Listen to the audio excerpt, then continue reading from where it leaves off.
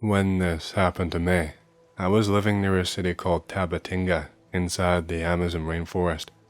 I used to live alone at the time. I had just graduated in the military sergeant school and got transferred there. As I worked in the military, we had weekly training inside the jungle. While we were there, we learned everything from basic survival to gun management in humid conditions. The days were tiresome, but the payment and the job were well worth the effort. So, I lived there for around 1.5 years. I'm a very isolated person, so I have a lot of difficulty making friends and having company in general. My house was not big. As I would be living alone, I chose a tiny house so I could take care of it easily. The house only had one floor. It was literally a square with 4 rooms, a bedroom, a bathroom, a living room, and a kitchen.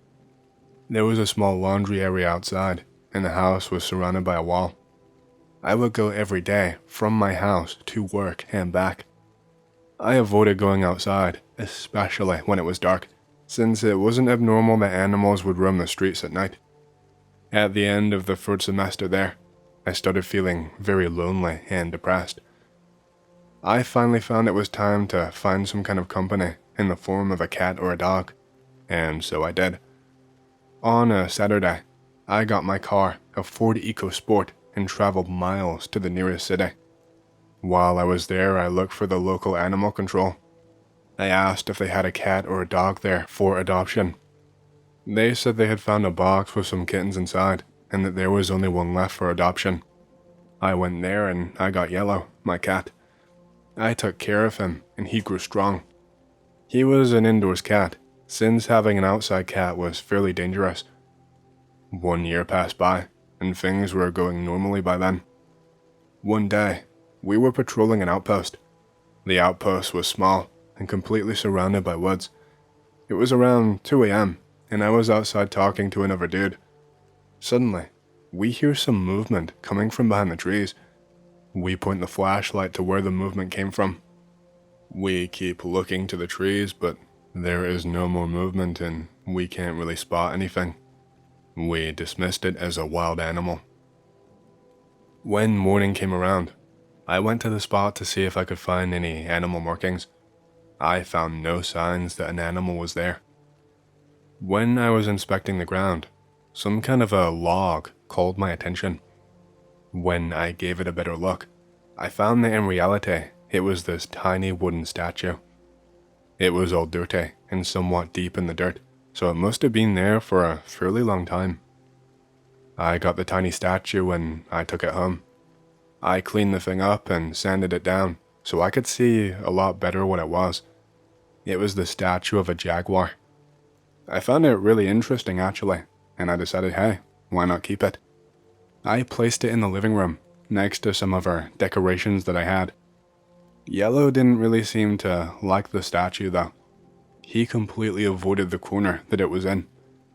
I thought to myself that maybe, as the thing was just thrown around in the jungle, there was some animal smell to it.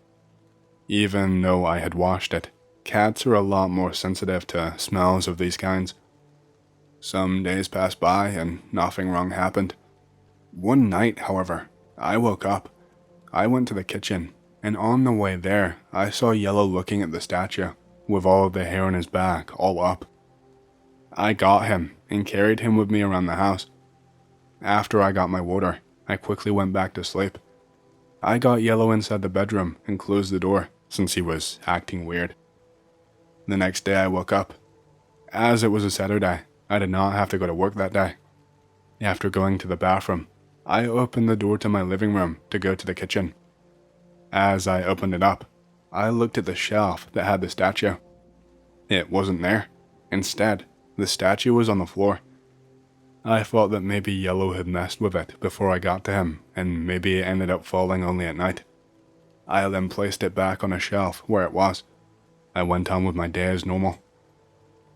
That night, however, things started to get weird. While I was preparing to sleep, I saw some movement on the other side of the window in the backyard. My window had a bug net on it, but even then, I managed to spot something moving.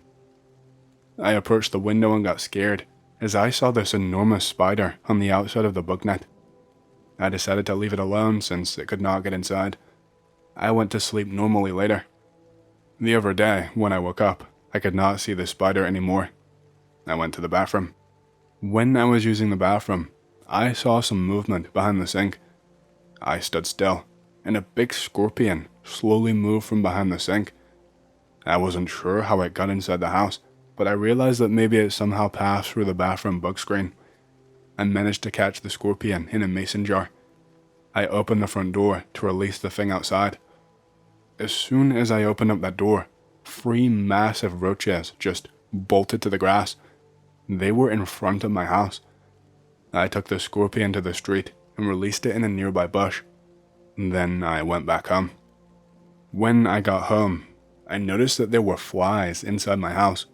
Not small flies, I'm talking big green flies, like so massive you can see them really clearly. I started looking for holes in the book screens while using insecticide all over my house, but I found nothing. The day went by with no further incidents. That night it was hard to sleep. All I could think about was waking up with a massive spider on my chest. At about 1 a.m., I ended up finally sleeping. The next day, I woke up and felt something weird on my head. I got scared for a second, and then realized it was Yellow. He had never done that though. He had never done that before. I stood up, inspecting the house for bugs while getting ready for work. I finally went to work after making sure that there were no bugs inside the house. Outside the door, however, this time, there were around 6 to 7 roaches. One of them did not even run away from me and got the boot. At work, they sent us to an advanced outpost. The outpost was very far away, so we traveled by jeep. Me and 3 other dudes were there. The man that was driving, he was a very good driver, one of the best. The road was a dirt road, and it had rained a few hours earlier. When we were close to the outpost, the jeep lost control. It turned around, and the jeep flipped over on a hill. After some flipping, we finally crashed into a tree. I felt a sharp pain through my right arm, and it went numb for a second. I had broken my arm, and I was bleeding. I managed to get out from the car, and I helped the others also get out. The dude that was at the side of the driver on the passenger seat had this very ugly wound on his head. Thankfully, his skull seemed to be intact. The others were shaken up but seemed to be fine. The driver started to ask for help on the radio. It took some minutes, but someone finally answered.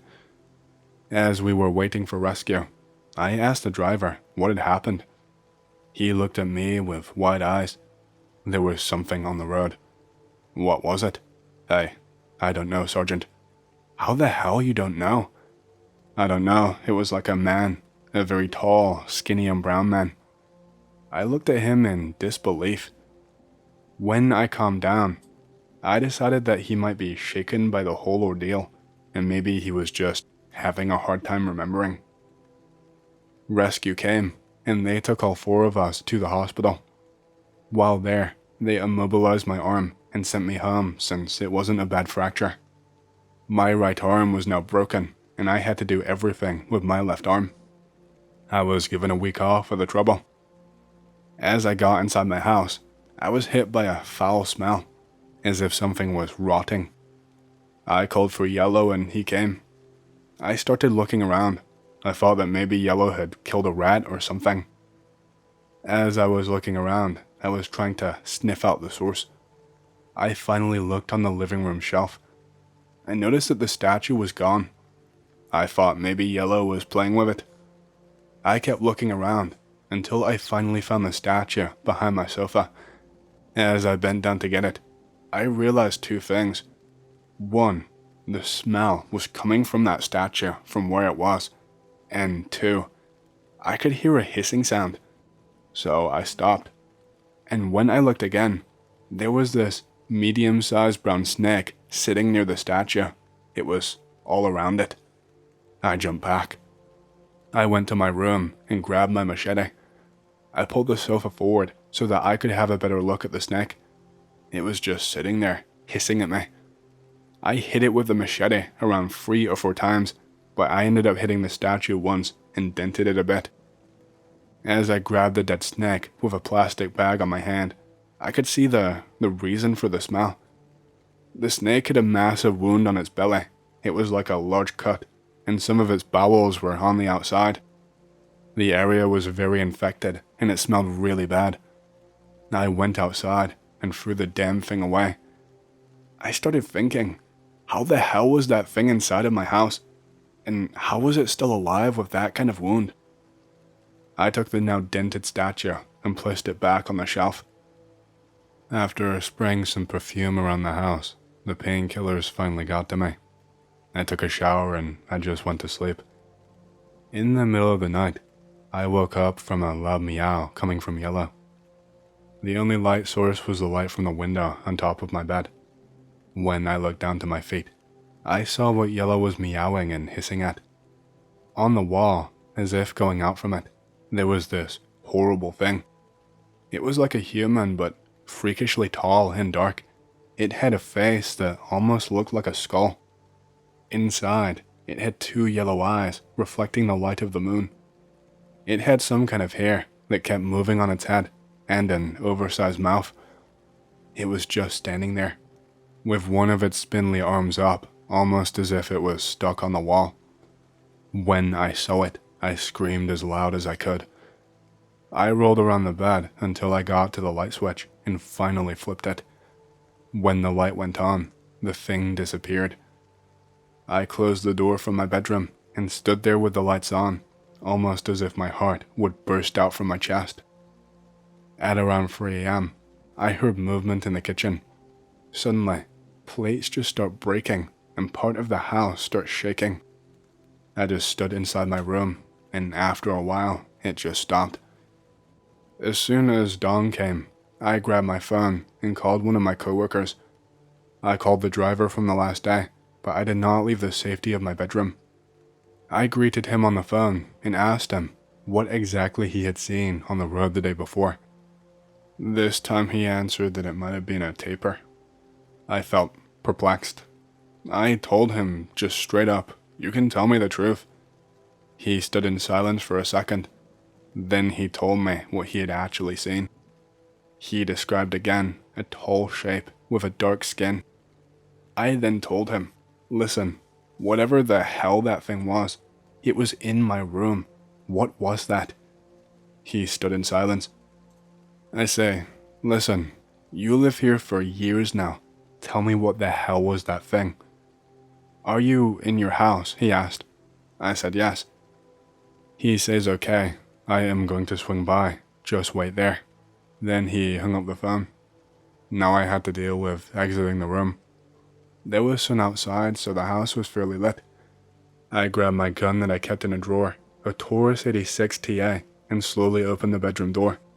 Keep in mind that if something had attacked me, I could only use one arm at the time, so I had to put the gun aside for a moment. Also, I could not shoot anything with my left hand.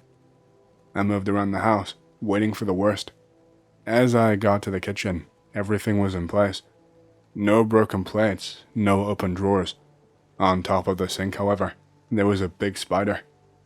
I kept looking around to see if I could find anything else, but thankfully, there was only the spider. I got a piece of wood and I crushed it to death. I noticed more flies around the house too.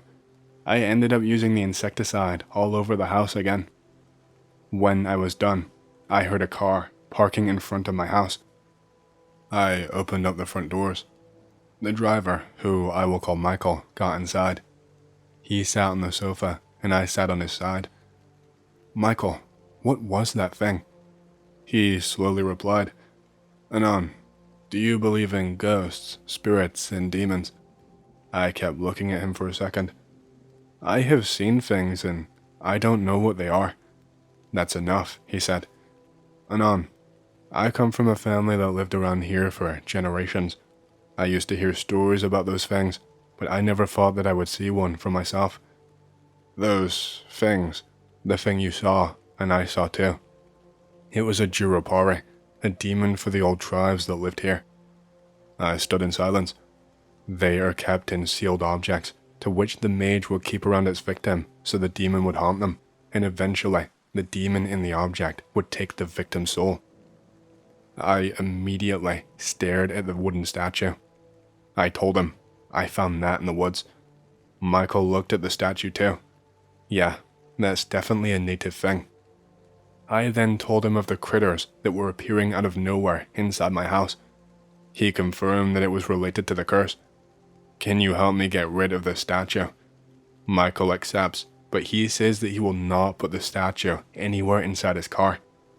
I then grabbed my car keys and handed them to him. Bring the cat, he said. The cats are protectors in the old tribes. I then grabbed Yellow and took him with us. I asked him where we were taking the statue. He says it's probably best to just throw it on the river. I asked if we could burn it or crush it like sawdust. He tells me no. If you break that thing, the Jurupari will get out. Damn.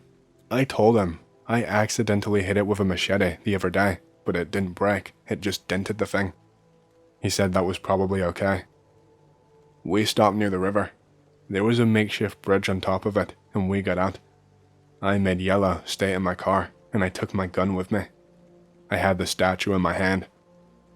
We walked to the middle of the bridge, and from there, I threw the statue into the river with all of my strength. Well, I guess it worked, I said, looking at Michael. Michael's eyes were wide open. He was looking at something at the edge of the river, and I looked there too.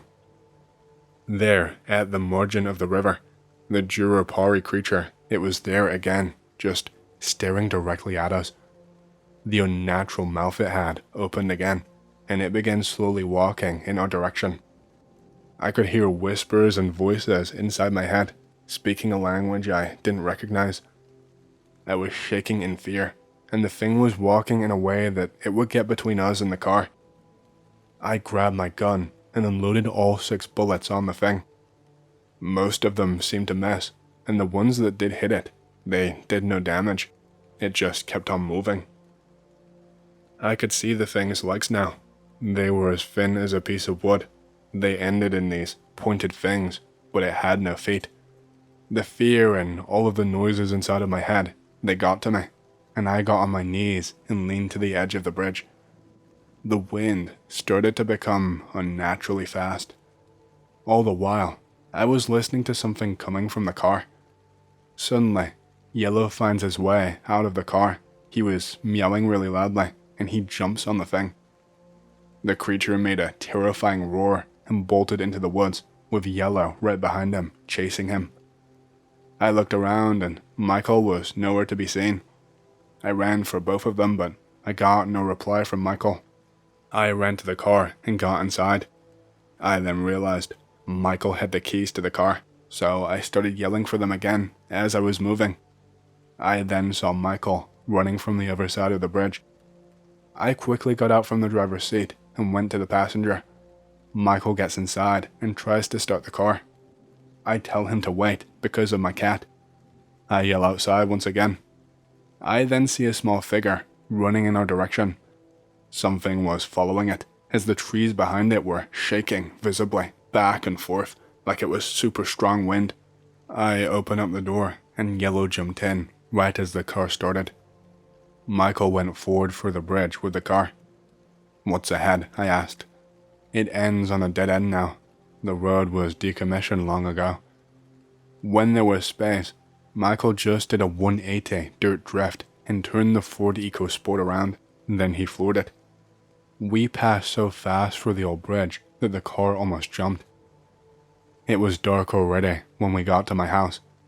Me, Michael, and Yellow got out from the car, and as I opened the door to the living room, there it was, that statue, on the shelf again, as if nothing had just happened. Oh shit, I said. Yellow hissed. I looked at Michael, who looked really, really scared now. Get the statue on. I think I know who can help. I got the statue, and we got in the car again. The car was already parked outside. Michael gets his phone and he calls someone. As he is calling, I see that the street is completely empty. The lights from the back of the street start to dim a little bit. They dim until they fade out. The dimming lights are getting close to us, but Michael is on the phone. I tell him, "Yo, Michael, we have got to go." He looks behind the car and sees the lights, and he lets out a "holy shit." He turns the car on and floors it. He drove all the way to a nearby village, going really fast for the dirt roads. As we got there, he stopped near a walled-off house. We got out of the car and got inside a big metal door. Inside, around 10 people with native vests were waiting on us. The place was only a landfill, surrounded with a high fence and a campfire in the middle of it. Michael and another dude started speaking in another language. Then Michael turned to me and said, "Give him the statue." I gave it to him. The man took it and started staring at it. Then he said something. After that, Michael then said to me, "We are all sitting around the fire. They will do some chanting. Whatever you do, do not get up and do not open up your eyes." I agreed, and we all sat around the fire. I closed my eyes, and the people started chanting. Among the chanting, I started hearing the whispers and the voices that I heard earlier in the presence of that thing. Yellow, who was sitting in my lap, started hissing. After a while, it all stopped. I get told, "You can open your eyes now and on." I opened up my eyes. Every single one of the dudes were covered in sweat, and the one that seemed to be the boss was holding a tiny box of wood. We all stood up, and the dude handed the box to me. Michael then said, "You can get it now, but never open that box." I felt fear once again. I was like, "What? So I have to keep this damn thing?" Michael asked something from the dude, and the dude replied, "He says you can give it to someone, but the person has to be willing to take it. He also says that he knows some people who will be very happy to take this box from you." So I told him I wanted it gone. I don't want to risk this thing falling to the ground and breaking and starting everything up all over again. Michael talked to the dude once again. "Okay, we have to go then. I also do not want this thing near me." We ended up sleeping in a hotel nearby that night, and as soon as it was morning, we took the box to a nearby city. There we met two brothers who were very interested in the story and everything. They took the box. It's been some time now, some years to be more exact. Yellow is still alive and well, and from what I heard, the box is now in another country entirely. OP kills a deer in Germany. I should preface this by saying I have no idea what the hell happened in the story that I'm about to tell, and I'm open for interpretations. I just returned a few days ago in the Nordrhein-Westfalen region in Germany from a mini vacation during reading week to visit some extended family. I've been confused about what happened to me since then, but then I recalled X, so here's the story. I have always been a big fan of World War II history, and one of the things I pegged on my vacation to-do list was to go searching for some artifacts. I had talked this over with my cousins, whom I was staying with, and they agreed to let me buy and ship a metal detector to their house for when I arrived. When I did get there, I assembled it and managed to convince one of my cousins to come with me the following day. He wasn't big on standing outside in the forest in the cold all day while I screwed around with a shitty Amazon detector, but I promised to buy him a beer. The next day, we set out in the afternoon and drove in the general direction of any forest that we could find. After driving for about 30 minutes, we found a decently large one that looked relatively undisturbed by backpackers. In my infinite wisdom, based off no experience, I told him that the less disturbed a place was, the better our chances were. I had him park the car on the side of the road, and we negotiated our way through the woods, which were admittedly very thick. Once we got to a clearing where we could stand on flat feet, I turned on the detector and began waving it around like a madman, wanting to cover as much ground as possible. My cousin let out a little laugh and lit up a smoke. The next bit isn't that interesting, since I was basically just waving my detector around, getting no noise or anything for hours, really. We stopped to eat some sandwiches that we brought along. At this point, My cousin was trying to convince me to go home since it was getting even colder and the sun was starting to set. I promised him another beer if he gave me another hour, which he agreed to. Thankfully, I did find something. I was walking past a fallen tree, which laid along a small swamp, when I heard the first whine from the detector. My ears perked up and I got pretty excited, expecting to find a helmet or something. I followed the whining over to its strongest point and started digging at the ground with a little trowel that I brought. After about 20 minutes of digging with that dinky little thing, I dug up something that looked like the picture that's right here. Of all things, an ancient sword. My cousin's jaw dropped and said, "You know how much money that we can get from that?" Immediately, I clutched the sword to my chest and I told him, "We? I found it. I get to decide." We started arguing, with him telling me I'd never be able to get it past airport customs, etc. We cooled down a bit, and he remarked that we should begin moving back to the car, since it was around 7 p.m. by that time. Unfortunately, we were screwed. We had completely forgotten the way to the car. By 8 p.m., we started arguing again about whether to keep walking or try to survive the night in the forest. I had learned a bit of survivalist stuff back home and thought we could manage. He didn't. Cue us arguing again, with him deciding to stomp off and search for the car. I ran after him and begged him to think rationally, as it would be better for us to stay the night together than be separated in the dark. He said to me, "Fine, but I get to hang on to the sword." I told him in no uncertain terms that this would not happen, at which point he tried to take the sword from me by the handle. I held on to it by the blade and cut my hand across the entire palm off of its ragged and rusted edge. At the time, I didn't feel it and wrenched it away from him. He told me that I was mad in the head and left. I stood there like a dumbass until I noticed the ache in my hand, which gradually turned into a sharp, searing pain. To try and stop the bleeding, I wrapped my hand in a piece of my shirt, which I ripped off, and began making a crude shelter for the night. It was really pathetic. The night descended, and I managed to create a fire, which I encouraged with lots of twigs that were laying around. I laid my head right next to it. Bad idea, I know, and I went to sleep. This is when things get spooky. I woke up a few hours later, I think, to a red deer snorting in my face. His rack was bigger than the picture and looked almost regal. My waking startled him, and he galloped a few feet away and began sniffing around the ground. I was absolutely awestruck and pulled my phone out to get a picture. Unfortunately, it was dead. Dread started creeping into my groggy brain as I realized that I was stranded in a forest at night with no portable light source and no means of communication. The fire was still flickering, but it had gone down quite a bit. I laid on my side for a few moments and watched the massive deer go about his business. At this time, the trees started falling. First, one came down, then two, then three. Then one came down next to my shelter, until it seemed like the whole forest was tearing itself apart. The deer stood up and gazed around slowly in the dark.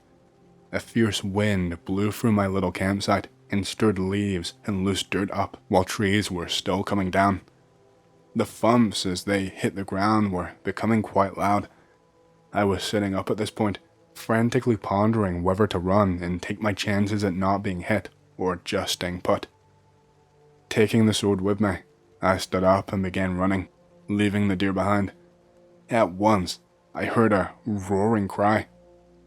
Touching this animal, my fear dissipated, and I was overcome with a strange sense of pride. The pounding sounds commenced once more, this time in chorus. They stomped down in rhythm, and I heard humming emerge from the forest. This may sound quite cliché, but I felt a trance come over my entire body. A sense of warmth moved to my side, and I felt my arm moved by an invisible force. I looked down at my hand, and I saw that the sword that I held was no longer rusted and destroyed, but it gleamed like it was made the day before. Another force pushed me forwards, like a wind pushing into my back and making me walk. It pushed me closer to the deer. I just kind of understood in my head that I was meant to kill this deer, and so I plunged the sword into his body. The deer cried once more, and then died. Another roaring cry erupted from the bush. The pounding ceased, and the forest stood calm. I was completely exhausted by this point, and I passed out right next to the deer's corpse. When I awoke, daylight had dawned. I looked to where I had killed the deer, and I saw that this deer was nothing more than bones, completely picked clean. The sword was stuck in between his ribs. Rising from the ground, I tried to pull the sword out from his skeleton, but it disintegrated into dust the harder I tried to dislodge it. I was absolutely baffled by what had occurred, and I just sat there for a moment, trying to make sense of all of it. The rest of the story isn't too interesting. I was able to make it back to the road, and I walked up it, until I found that my cousin had stayed in it until the morning, expecting me to follow after him. I explained what had happened to me, and he scoffed at my story, telling me I was just making it up to explain why I lost the sword. The rest of my time in Germany did not yield anything particularly noteworthy. Well, that's it. Can anyone tell me what the hell happened? Anyone with any knowledge of ancient Euro or German history or mythology?